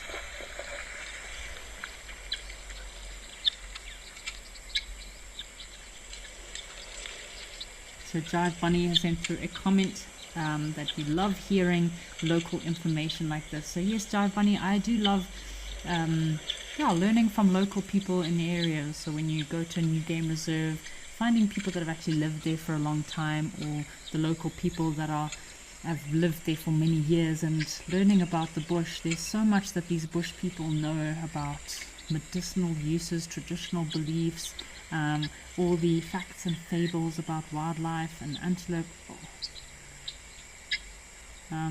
So much to learn from the local people in these areas.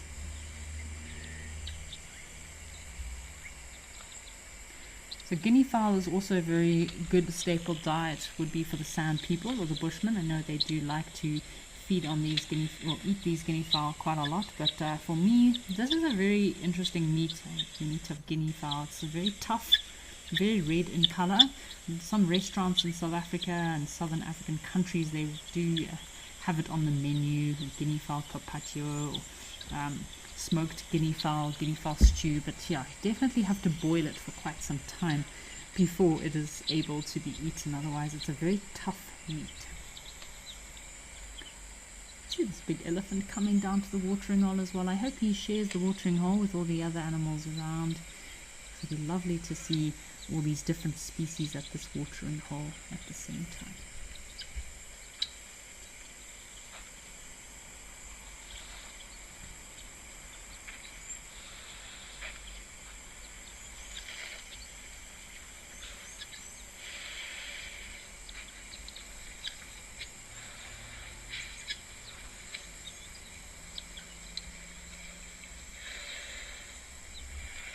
Got a question from Jean Grove. So Jean Grove, I'm a little bit confused with your question, but I'll try my best. So Jean Grove is asking, she would like to know, how do you know the animal names? Not animal names. Do you just give them random names? Jean Grove, I'm not quite sure which animals you're referring to, but like at Oldonyo here, we have some of the famous elephant tuskers. Like Wonton or Floppy Ear that have already been given their names, possibly from guides. Like I know, for example, some guides can name animals or reserve managers. Sometimes we just give animals nicknames too. Some of the viewers on Wild Earth have also been responsible for naming a lot of the characters in the Sabi Sands. We've got quite a few elephants coming down to drink, so why don't we have a quiet moment as we listen to these elephants having their midday mud bath.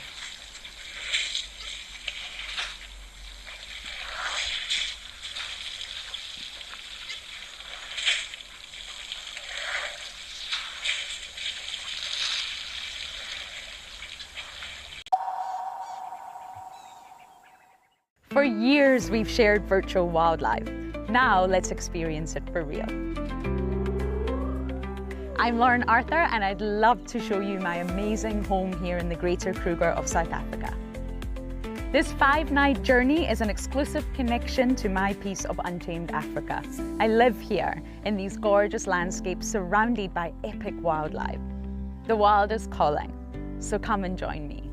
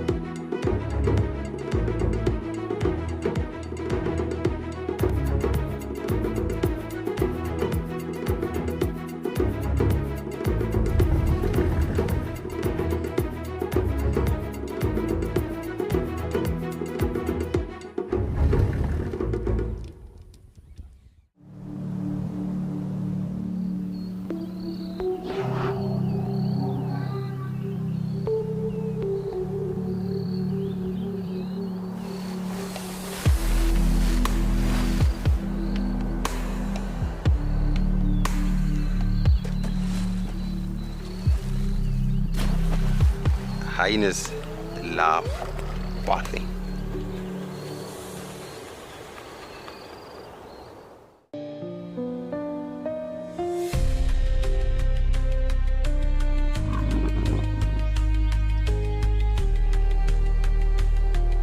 We are here with a male leopard.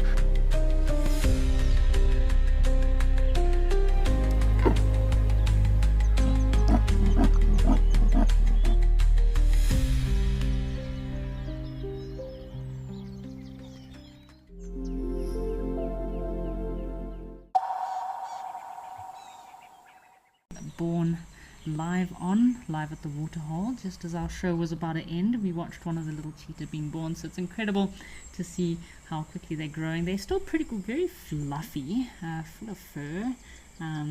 This little cheetah also looks like it's enjoying a nice Monday afternoon nap, just like our hippo. So we had a question earlier from Jean Grove, was asking about animal namings, and for example, how do you call elephants, name elephants or specific animals? So a good naming system in Africa is, so not only do guides or local people that work in the areas with these animals give specific animals name, but indigenous African names, there's a lot of indigenous African names.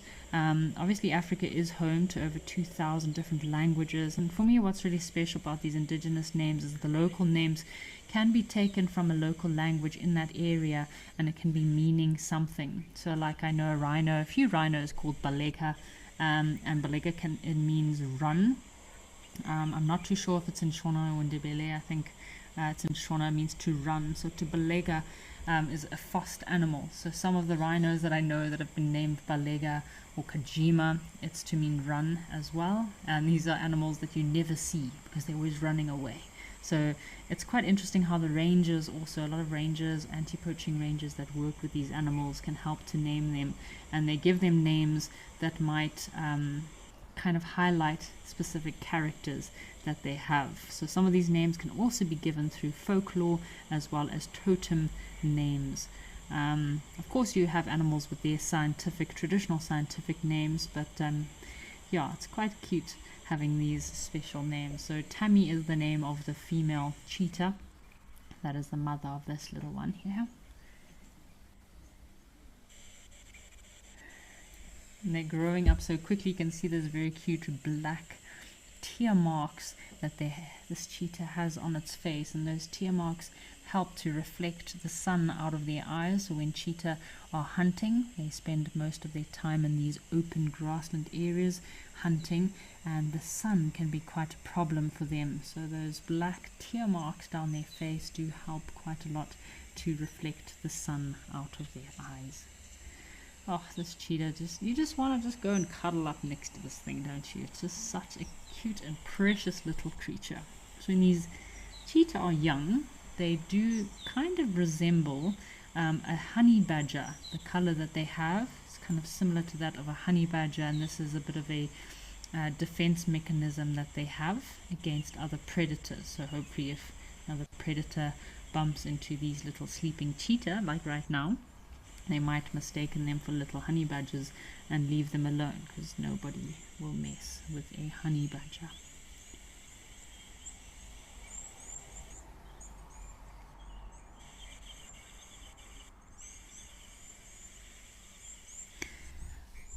Well, it is so lovely to watch these little cheetah, but doesn't seem to be much happening here. Should we go back to Botswana in Mwela and see what's happening with some elephants and zebra?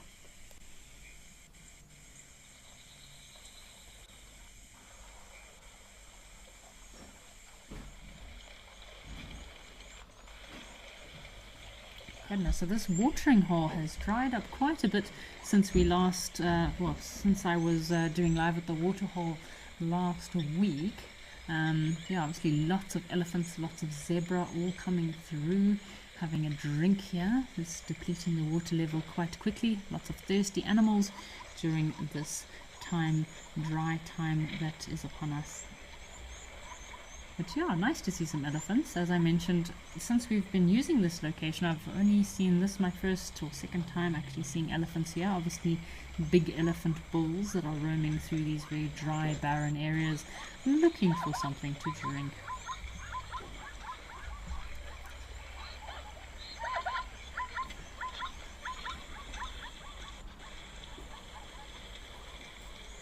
So lovely to just listen to the sound of the zebra. We mentioned earlier that there's lots of commotion going on at this location.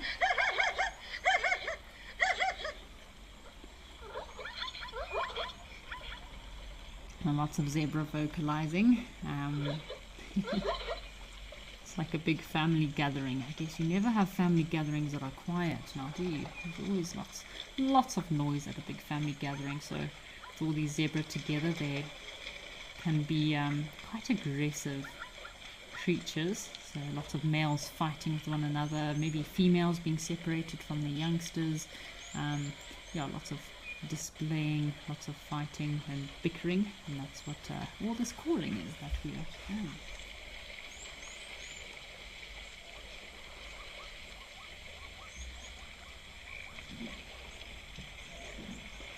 It's becoming quite muddy here. Very, very dry in Botswana. There's quite a bit of grass in this flay line, so we was talking about how this is quite a nice flay area, or ancient, probably it used to be an ancient river line or riverbed. So lots of grass in this area, but up on the ridges there you can see there's actually not much food. It's not much vegetation for these animals to feed on, so that's why we're only probably seeing elephant bulls here.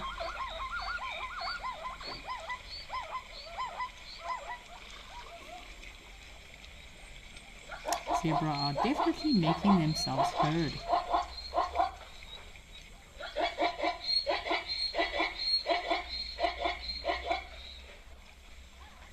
So just in the last couple of days, I think I was last live at the waterhole, must have been on Thursday, Wednesday or Thursday, oh, Thursday, there we go. And just since Thursday, it's crazy to see how much this water has dropped. I mean, we had a monitor lizard walking between these two pans here, and they were still connected. So the water's come down quite a bit. Oh, looks like a fork-tailed drongo. Might have been a fork-tailed drongo just swooping in to catch an insect on the wing for lunch.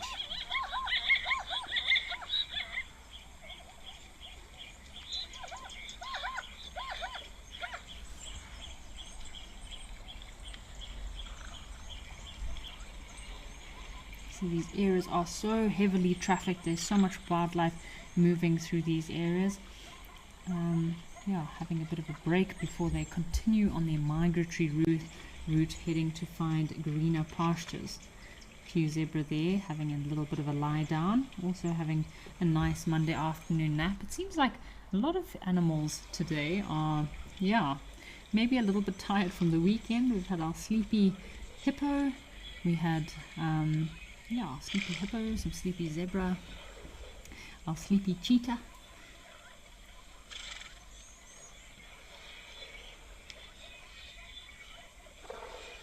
Fortunately, a lot of damage from elephants, a lot of overgrazing from elephants in this area. You can see all the trees that are pushed down.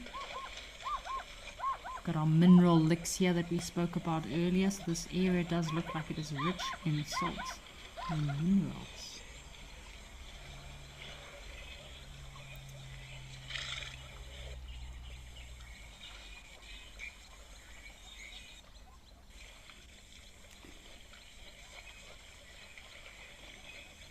Another big elephant bull coming to join in the party. Doesn't look like he has very long tusks.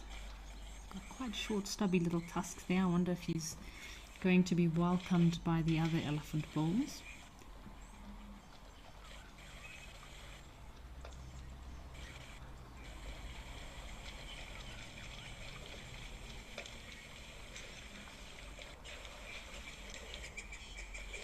Got a slight dominant posture to him, so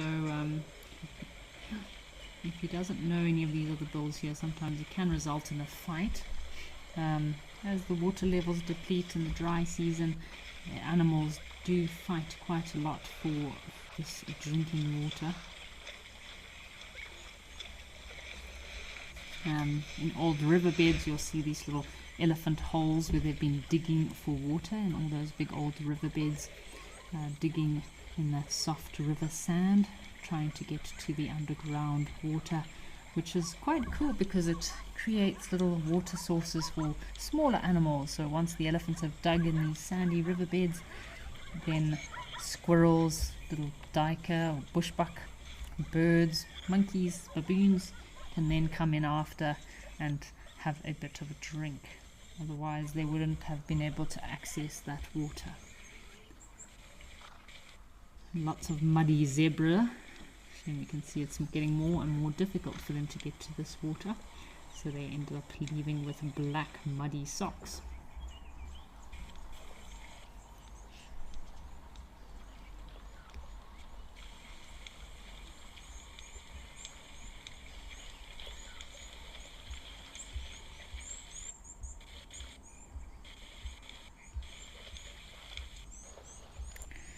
A lot of these ancient waterways, I always wondered what it would be like to see these areas about 100 to 200 years ago, when there could have been a lot of water here. Could have been massive inland lakes, inland rivers, all filling up this area with completely changing landscape, creating these water oases.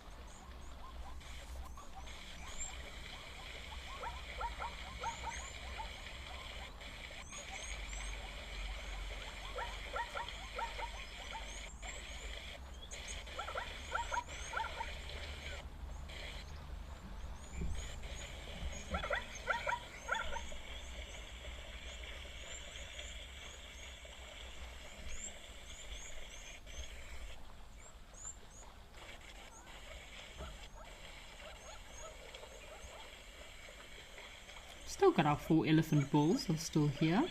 So this area, Moella, lies along the northern movement route between the Ngai Pan National Park and the Mahadi Pans, and this is along the Boteti River.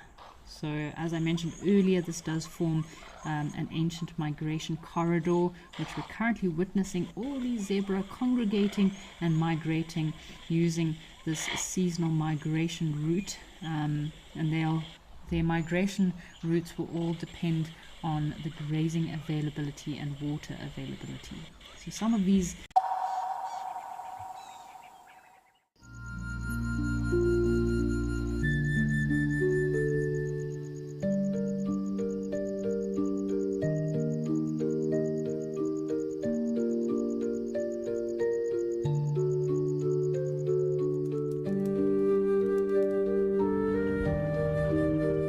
This unfolds in front of you.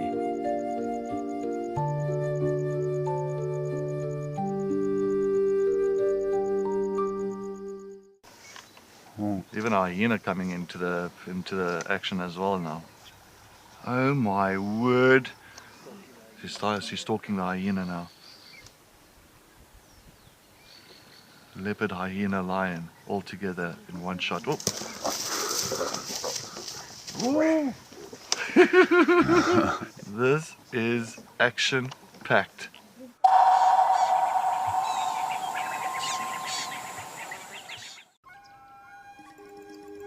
Do you want to know why impala are the most common antelope we find here in the Kruger National Park?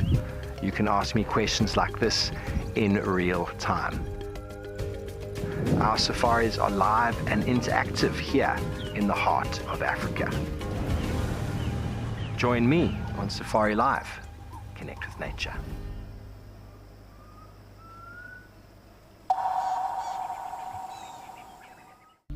Step into the heart of Africa from the comfort of your home. Female leopard tracks over here. Join our expert guides for a live 3-hour safari where every moment is real, unscripted, and unforgettable. Ask questions. Animals rely on their senses. Share your thoughts and be part of the experience as we explore together. Safari Live. If you love watching Wild Earth, Here's a little tip. You'll gain access to the channel ad-free. You can rewind and rewatch sightings and gain access to our live Tuesday safaris. There's also behind the scenes videos, fireside chats, and every Safari Live episode, whenever it suits you. It's just the best way to connect with nature.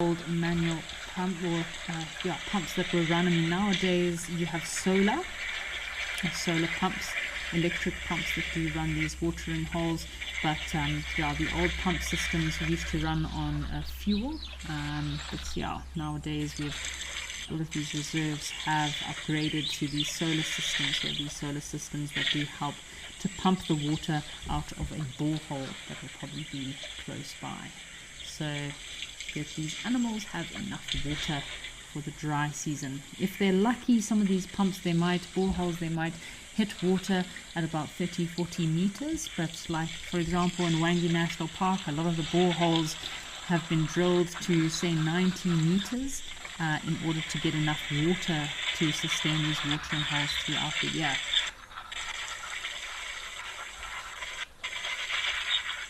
So a lot of our natural water sources in Africa are slowly becoming drier and drier. It's more and more difficult to pump water for these animals, definitely need more solar panels and more fuel in order to pump all this water, as the water table drops in a lot of these countries in southern Africa. A lot of watering holes sometimes can't keep up with the demand of animals that they have coming down to these watering holes.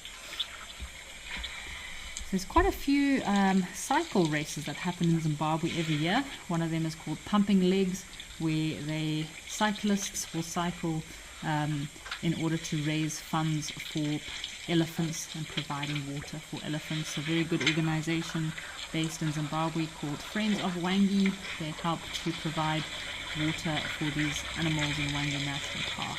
Keep the boreholes working so these elephants can drink throughout the year.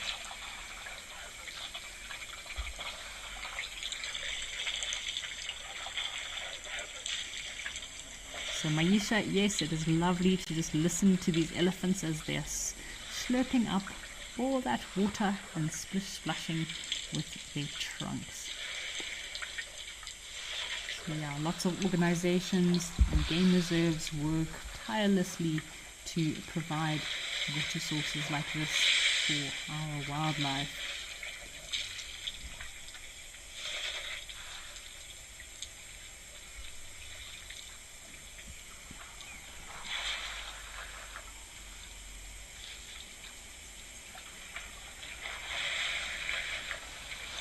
We're just quietly listening to our elephants drinking, and looks like our giraffe have come back. Maybe our fighting male giraffe will come and display for this female.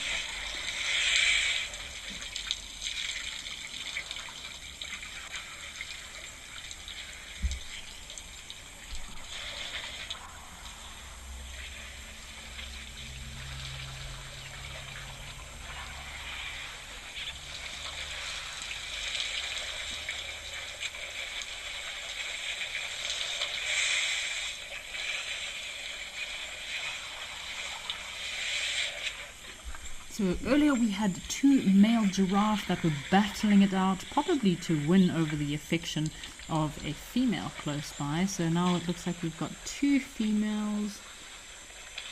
Could be three female. I think these are actually different giraffes completely. Or it could be three female giraffes that those males were trying to impress. But our fighting male giraffe seemed to have disappeared. They're waiting for their turn patiently to have a drink. They'll be a bit nervous, these giraffes, to come down and drink while you've got so many giant big elephants having their turn at the watering hole. Ooh, have a look at this, folks. What have we got here? These little dik-diks. So I've never actually seen a dik-dik in person, but they do look very familiar. If we've got any viewers that are good on your Kenyan antelope, but I'm pretty sure these are little dik-diks. How cool is this? So I'm not sure if it's a common duiker or little dik-diks, but to me they look like dik-diks. And we have something, whoop, better be careful if there's any leopard around, they will become lunch. What a cute little antelope. Looks like they're feeding on all the little shoots that are coming out from all these shrubs.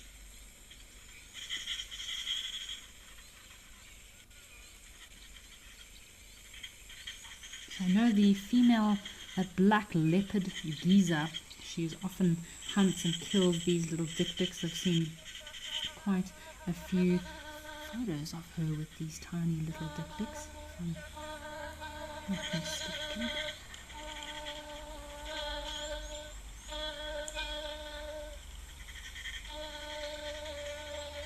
What an epic little antelope.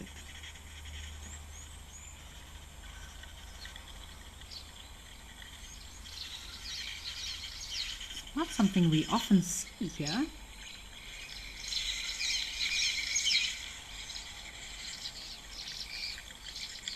We normally have quite good baboon activity at this watering hole, and of course very busy with leopards at night. But if those leopards found a little duiker or a little dik-dik around here when they came for a midday drink, they would definitely become lunch. Yeah, so I'm guessing it's probably a dik-dik. I mean, Kenya, if I'm thinking habitat of distribution, is probably the right area for a little dik-dik to occur. Yeah, but what an epic little sighting. So there's little dik-diks just like duiker. They occur in pairs or solitary individuals. They're very shy little antelope.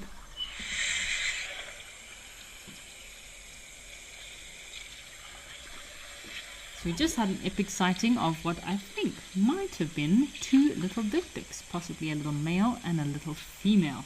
But we've come across to watch our giant elephant bulls that are at the watering hole. I'm hoping we might see 1 ton this week. I know there was a bit of a fight with 1 ton last week. He was chasing away some younger elephant bulls that were being boisterous at the watering hole. So lovely to watch these elephants having a drink here. Definitely lots of noise as they slurp away.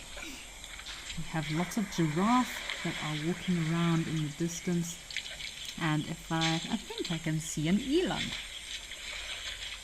We might have to wait quite some time for these elephants to be done.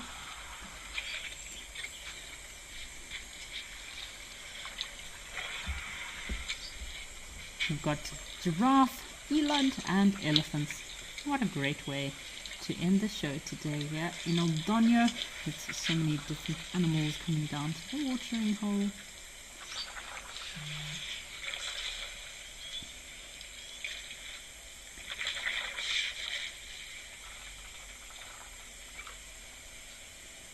Alrighty folks, well, it has been an absolute pleasure being with you today. We've had some really awesome sightings. I will be with you tomorrow, also live at the waterhole, same time, same place. Have a fabulous Monday everyone, and enjoy those ice creams from me and the rest of the Wild Earth team. Just want to wish you a happy Monday.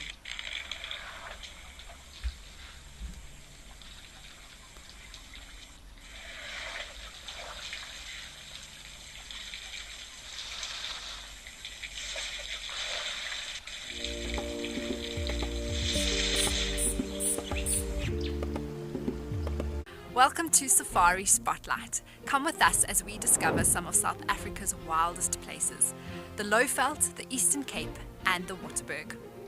We'll try track and hopefully find some wonderful wildlife while basking in the magnificence of these landscapes.